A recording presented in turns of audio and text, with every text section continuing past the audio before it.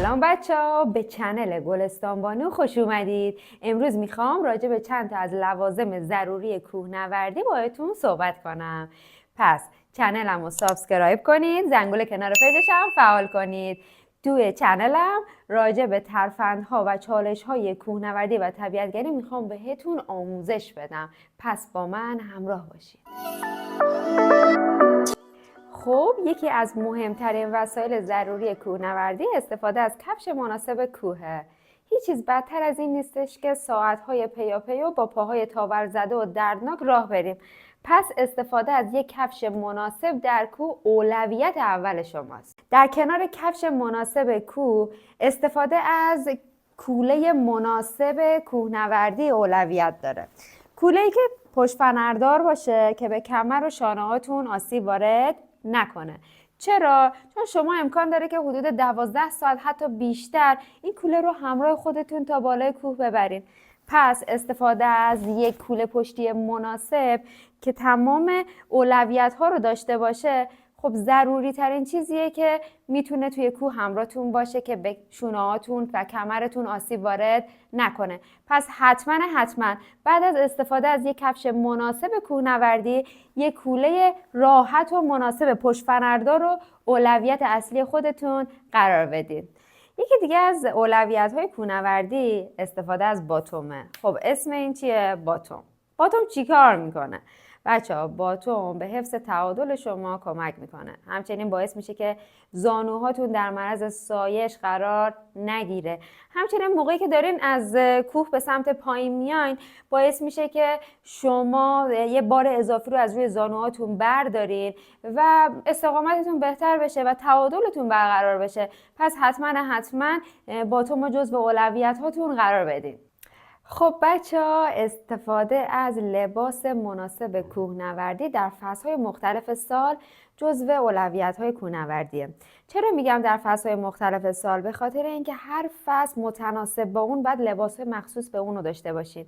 حالا به طور مناسب من 2 تاشو در نظر گرفتم، شلوار پولار و بلوزش نیم زیپ بهش میگن به اینا. حالا جزئیاتشو باز بهتون آموزش میدم و اسما رو بهتون میگم، ولی فقط الان بدونید که لباس کوهنوردی مناسب در فصل‌های مختلف سال جزو اولویت‌های کوهنوردیه.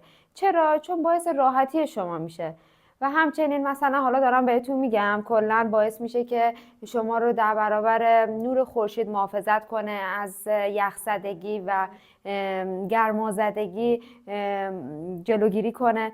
حالا یکی دیگه از گزینه‌هایی که باید در نظر داشته باشید اینی که کوهنوردی پر از چالشه بچه‌ها. چالش‌های زیادی داره و انتخاب لباس مناسب جزو اولویت‌های کوهنوردی به حساب میاد. یکی دیگه از وسایل ضروری کوهنوردی استفاده از بادگیره. خب ببینید بچه‌ها چقدر جمع و جور سبکه. خب از اسمش هم که پیدای مشخصه بادگیر، یعنی شما رو در برابر باد محافظت میکنه. خب بچه‌ها بادگیر انواع مختلفی داره. خب تو ویدیوهای بعدی حتما در موردش صحبت میکنم و مدل‌های مختلفش رو بهتون میگم. خب اینو بادگیر رو ببینید که خیلی سبک، اصلا وزنی نداره و خیلی خوبه. حتما پس جزو اولویتاتون بادگیر رو قرار بدین. چرا؟ چون از باد محافظتتون میکنه و باعث میشه که مشکلی توتون ایجاد نشه. در کنار استفاده از کفش مناسب کوهنوردی استفاده از جوراب کوهنوردی هم جزو اولویت‌هاه.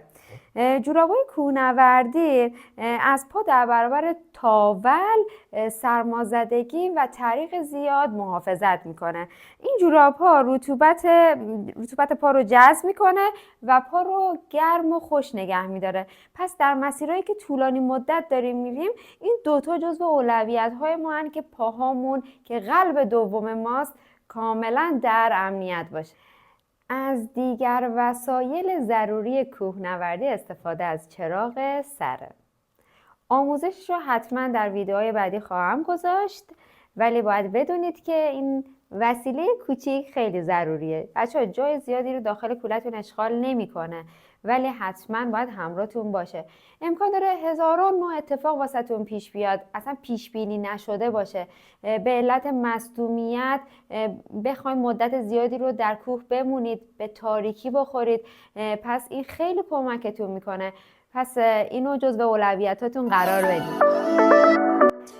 چنل هم داشته باشین چون قراره کلی ویدیوهای جذاب راجع به وسایل ضروری کوهنوردی در اختیارتون بذارم. خب بگید که حالا این چی میتونه باشه و چه وسایل دیگه در کوهنوردی ضروریه. تا ویدیوی بعدی، خدافظ.